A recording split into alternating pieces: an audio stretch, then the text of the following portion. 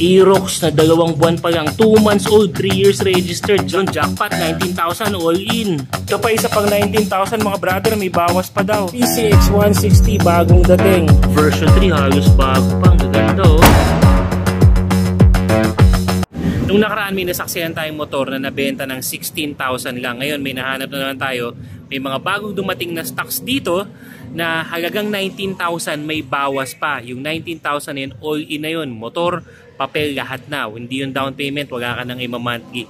As in, all in. Ito yung address yan mga brother. Search na lang sa Waze at saka sa Maps. Dito napadpad nun yan. Saka dito, pwedeng cash, GCash, bank transfer. Kung wala kang ipon, credit card. Yung credit card yun, pwede mo ipa-convert sa installment. Tatawag mo rin sa banko mo. Maganda nun, mas mababa interest, walang CI, walang requirements. Minuto lang, pagpunta mo dito, pag swipe mo ng card, mauwi mo na kagad yung motor na gusto mo. Pasok mga brad, bubungaran na kagad tayo ng iba't ibang mga motor. Tapos may mga paparating pa daw. Bigyan ko kayo ng idea ng ilan sa mga presyo na nandito. Unahin ko na itong PCX, kakarating lang daw na ito. Alam ko nasa 100 plus thousand. Yung eksaktong presyo, ina-assess pa nila. Pero paunahan na lang ito. Ang ganda po.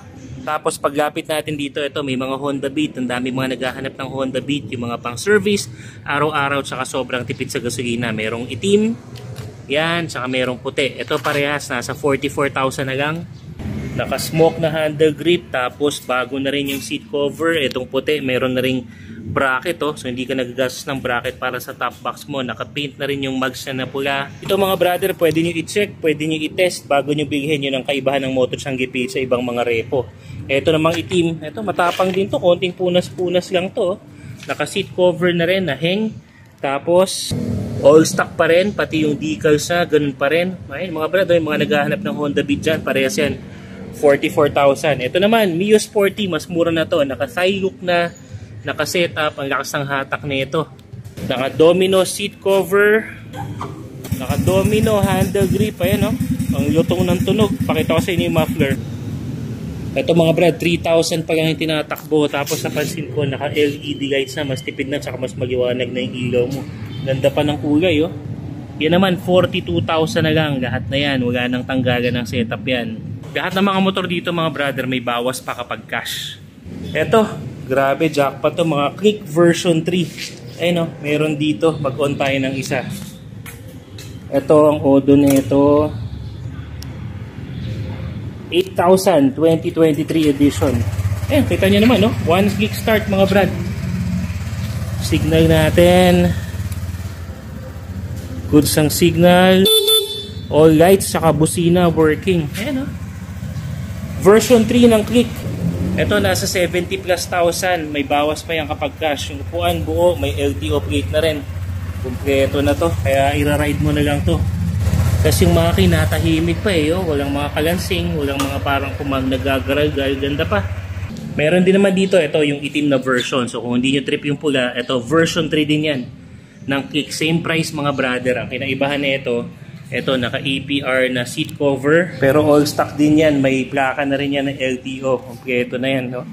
Forma pa na ito, ang kinis mga brad. Ayan siya, oh.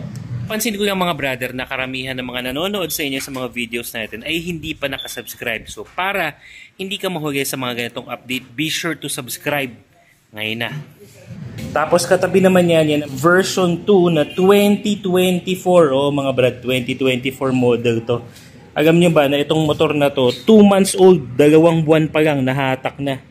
Kaya kung kayo kukuha ng motor na to, mas mababang halaga, 100k plus. Siguradong sigurado, mas nakatipid na kayo dahil halos brand yung itsura na ito. Walang issue to. Tingnan nyo naman, yung gulong may guhit pa. Upuan buong buo, ang ganda pa nga eh. Oh. Tapos naka-aftermarket na rin yan na shocks. Gulong, sabi ko nga, makapal pa. Ultimo yung air filter tsaka CVT cover. Maganda pa yung pinakakaha. Tingnan natin ang odo.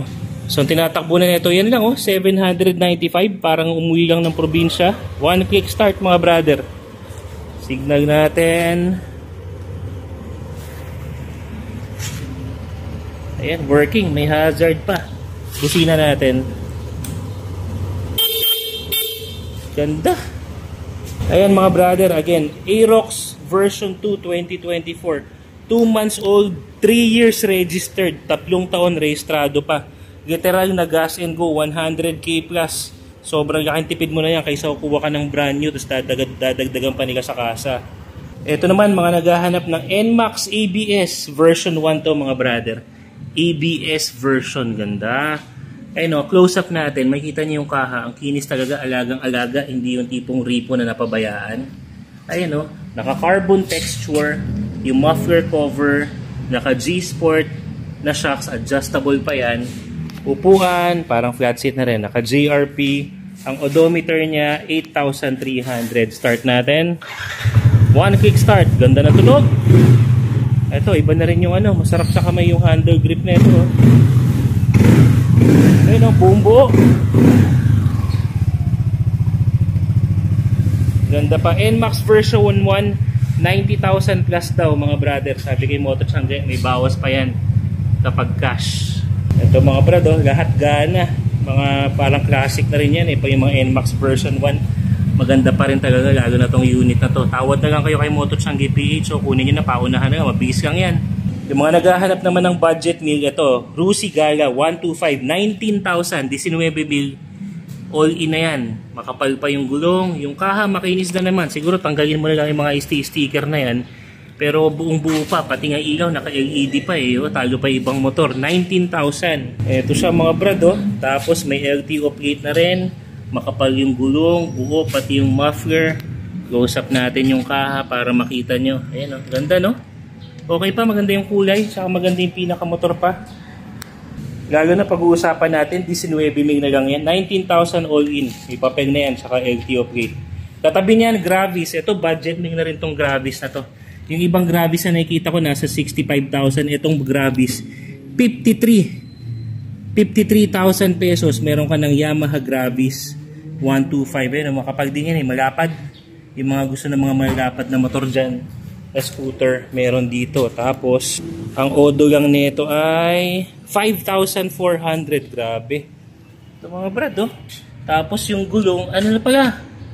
Upgraded na yung gulong. Parang medyo dual sports na, makakapal na. Ayan siya, oh. Ito mga brad, paunahan na lang. Mio Gravis. Kunin nyo na dito. Punta kayo Moto Changge PH. Ganda din, pati yung gulong kapal. Tapos yung mga naghahanap ng mga electric bike yan, meron dito Dax. Honda yan ha, Honda Dax at saka Honda Zoomer E. Itong green, actually may binigay akong ganyan, gamit ko, okay yan. Yung Dax nasa 80,000, itong Zoomer E 85,000, pero kahit brand new, pwede pa rin nilang bawasan para sa inyo. Ito rin, mga tagsi 65,000, pero pwede niyong bawasan yan. Mga Sundiro, mga electric bikes din yan. Ayan ha. Sa mga electric bikes na ganito, pwede dyan home credit mga brother, tumatanggap dito home credit para may installment ka. Tapos dito sa likod, ito may isa pang 19,000. Mas pangangas to, gray and black na Passion 125 yan. 19,000 all in, ang odo niya 5,000. Mahigit, may LTO plate na rin. Yung gulong pwede pa. Tapos ang linis din ng mga kaha-kaha, oh. Pati upuan, naka-Somjin. Seat cover, bago, naka-domino handle grip din. Ayun, no? Ganda ng kulay mga brother, match siya dun sa ano, yung gulong niya dun sa baba. Ayan, no? 19,000 all in yan, hindi down payment, sa'yo na yan. May konti pa daw bawas yan, basta cash yung bibigyan tong motor na to. Ayan, no? Tapos kanina may mga kick version 3 na tayo nakita. Ito, meron pa dito mga options sa likod, gray at saka pula. Sampulan lang natin tong pula. Tingnan nga natin yung odo. 5,000 lang, oh. Start natin. Ayun. One kick start pa rin mga brad. Panalo. Ayun, oh.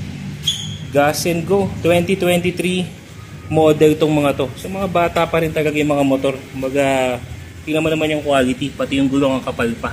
May naka-design na rin na decals. Ganda pa, oh. O, ganun din tong pula, oh.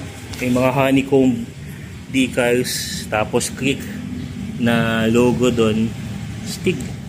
So ilan lang yan mga brother sa mga units, may mga parating pang iba at kaya nga nagkakaunahan talaga sa motor pagdating dito sa Moto Changge kasi wala. Kasi quality talaga yung mga motor na nandito. Pag gabigin mo, pwede mo na kagad gamitin. Pero syempre, as is where is ang lahat ng mga motor. Pero you feel free na i-check nyo at i-test nyo, magsama pa kayo ng mekaniko. Ganon sila kukumpiyansa sa mga units dito. Tapos syempre, pagkabigay, alagaan na lang natin para masugit yung bigay natin. For more motorcycle news, reviews, and tips, be sure nakafollow kayo sa lahat ng mga social media pages natin. Katulad ng Facebook, Instagram, TikTok, and YouTube. To your next video mga brother. Sagot.